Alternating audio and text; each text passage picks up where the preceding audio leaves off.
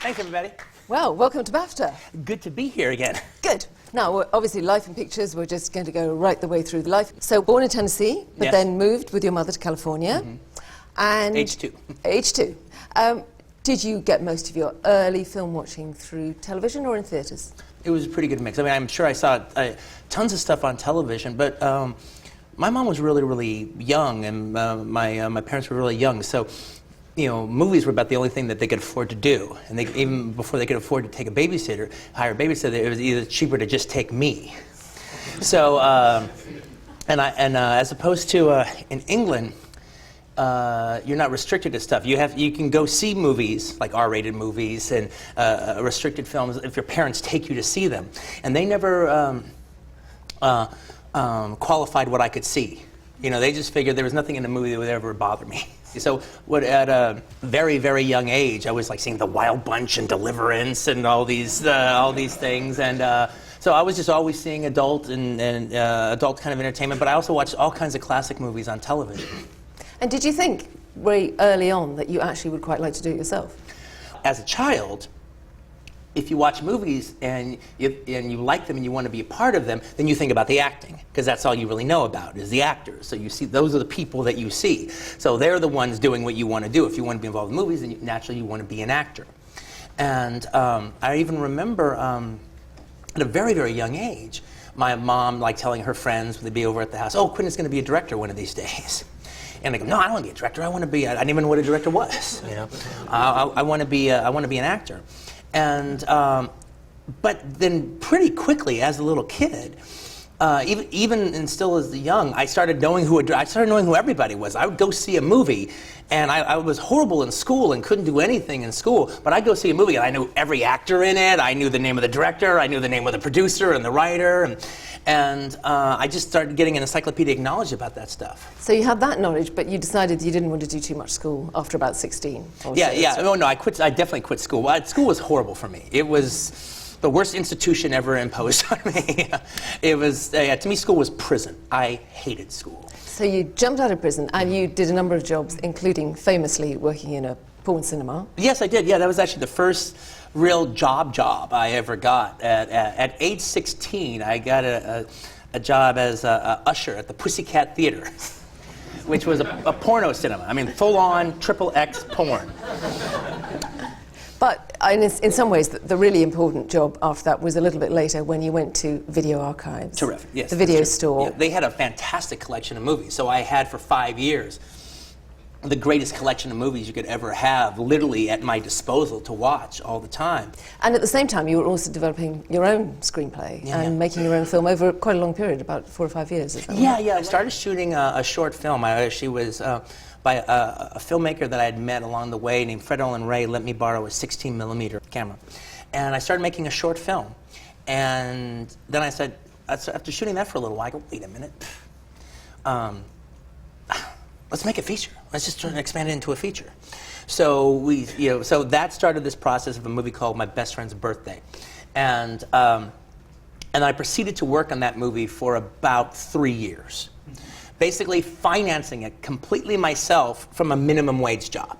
So we would shoot, and then that would be it, and I'd run out of money. I'd raise a couple more $100, and we'd do it again. That drug on for about like 3 years. And were you happy with it? Well, I started putting it together and kind of realized I didn't have what I thought I had. And so what happened was with this, I was, oh my God, this was just all for nothing. And I'm kind of going to be a laughingstock. I got nothing to show for all this work.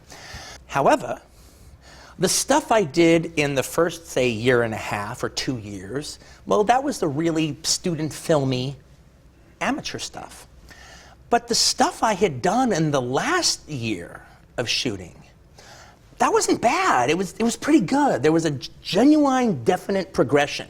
And so I looked at it as like, well, okay, look, that was my film school. I didn't know how to make a movie before I did this, and now I did this, and now I do know how to make a movie. And it was my film school, and it was a pretty goddamn cheap film school.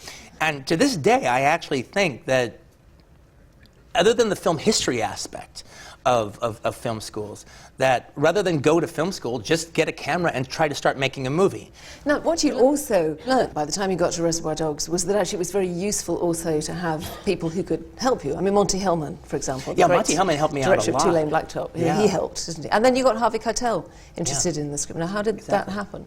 We had Monty Hellman, and then we had my producer on the film, Lawrence Bender, who did Bastards as well. And he goes, okay, Quentin, as far as Mr. White's concerned, who would be your dream actor to play the role? And Harvey Keitel was like my favorite actor. So I was like, Harvey Keitel, that's totally would be my dream. Well, it just so happened that Lawrence didn't know Harvey, but Lawrence was going to an acting class, and his teacher's wife was a student at the actor studio. So it was a situation where we sent it to his teacher read it and liked it, passed it on to his wife read it and liked it, and then passed it on to Harvey. And she actually even said to Harvey, she said, look, I feel weird doing this, but I really think this is a really special piece of material, and I think I owe it to you to pass it on to you. And then the next thing we knew, Harvey called us up on the phone. He loved it. Not only did he want to do it, he wanted to help us get it made. He goes, I've never done this before, but I'd like to just be one of the producers on the film. And it was like a dream come true. It was just wonderful. But do you see how precarious all that was? As bad luck as it seemed like I'd had, and everything leading up to this moment was as good as my luck was on Reservoir Dogs. Of course, what happens quite soon after this does very well, Reservoir Dogs, everybody loves Reservoir Dogs. Yeah. Then Natural Born Killers, your next script, is made by Oliver Stone. Right. But by the time it's made, you are credited with story rather than script. Yeah. So what did you think of the finished? Well, I've never seen the finished movie, Natural Born Killers. See, I would have actually got first credit position on Natural Born Killers if I had allowed it. But I was so pissed off that they rewrote my work. I believe in integrity, and I didn't care about the residuals or any of that stuff. God forbid anyone thought that was my screenplay. And you feel you made that clear. That was absolutely... Well, and then not only that, I attacked Oliver Stone in the press. How dare you rewrite my shit? Well, that's standard Hollywood practice. Hollywood practice. You don't do that to me. You know? But the whole point, you know, we've actually made it up since then, but the whole point, though... That must have been a conversation. No, it went a long time. It went for a long time, all right? We got drunk together, and it was fine, all right? But the point, I wanted all of Hollywood to know, do not buy Quentin's script unless you're going to do it. If you bring another writer, I'm going to attack you. So you went to write Pulp Fiction, you went to Amsterdam. Yeah, I started over there, yeah. Uh-huh. So what kind of research were you doing in Amsterdam? Well, it wasn't so much doing... It wasn't so much I was doing research. I was... I had never been anywhere before. I was just, it's hard to describe how broke I was through all of my 20s. I got paid $50,000 for Reservoir Dogs. So I said, well, I'm gonna go to Europe. I've always wanted to go to Europe, and now I'm gonna go. But I'm gonna go for a while. And so I actually ended up getting a really cool little place to stay in Amsterdam. I go, well, let me see what it's like living in another country. And so that's where I just started writing. So they had no connection about Amsterdam and writing. It was just a place to live while I was writing and have this really wonderful experience. But everything that's ever going on with me at whatever I'm writing will find its way into the material. So since I was living in Amsterdam and having this brand new eye-opening experience of what it's like in Europe, I made it that was happening to Vincent at the exact same time. You know, that he had just come back from Amsterdam and they're asking him all these stupid questions about it and he's explaining it to them. Now, John Travolta. Yeah. Why did you decide to pick him up at that stage for Pulp Fiction? You'd been presumably in Admirer when you were a kid. Yeah. Did you see Saturday Night Fever? I suppose you would have been a teenager? Yeah. No. I always thought he was a really terrific actor. And I always felt bad that he'd kind of like fallen on hard times or kind of fallen by the wayside. And I remember they did a piece about him in the Los Angeles Times about, boy, whatever happened to John Travolta, and the whole thing kind of talking about his career and where he was and kind of what's happened to him now. But they interviewed Pauline Kael, and they asked her, do you think John can ever come back? And she goes, he has to. Movies need him. And I never forgot that. And I agreed with her. But I respected her so much that with I felt it, and when she felt it, then I felt I had all I needed to go to any court in the land and fight for him. And literally, I wanted to, put him in the film, and Harvey Weinstein didn't want him. No one would have wanted him. And I go, well, look, Harvey, here's the thing. I think he's a terrific actor, and I think you need to go and look at Blowout again, because I think that is a magnificent performance.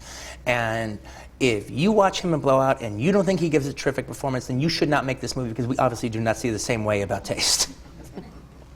Our version of good work and bad work is not the same, and I need to make a movie with somebody else. I go, well, okay, I guess he's serious. And so Harvey backed down, and I was able to cast John. Now, around this time, you also you have this company, Rolling Thunder, starts up around then, which is to do with marketing and distribution of older films. And the other thing was, I was going to film festivals a lot. And when I went to film festivals, I just didn't do the stupid press. I went and saw movies. So I was seeing all these movies, and I got tired of recommending these movies to the Miramax, their acquisition department. I got really annoyed of recommending them to the acquisition department and them ignoring me. Oh, it's not right, blah, blah, blah. So I went to Harvey and go, why don't you just set aside a little fun and give me the chance to buy films? I mean, I'm not, and my point in coming on it was, you're not going to get paid a lot from me, but your film's going to get released. If anyone else will buy the rights to your film, then they should. Sell it to them. But if no one will buy the rights to your film and I like it, well then let's make a deal. It is the reality that there's a lot of directors and they can be renowned and they can play at festivals, but until they finally get an American commercial theatrical release, they're not like officially on the map. It's not just playing at a film festival, it's actually getting a full theatrical release. And if it's actually being picked up and being shown in America, then they're saying it's one of 50. It's one of 80. It's not just a good movie, it actually deserves a screen and deserves to have a chance for people paying to see it.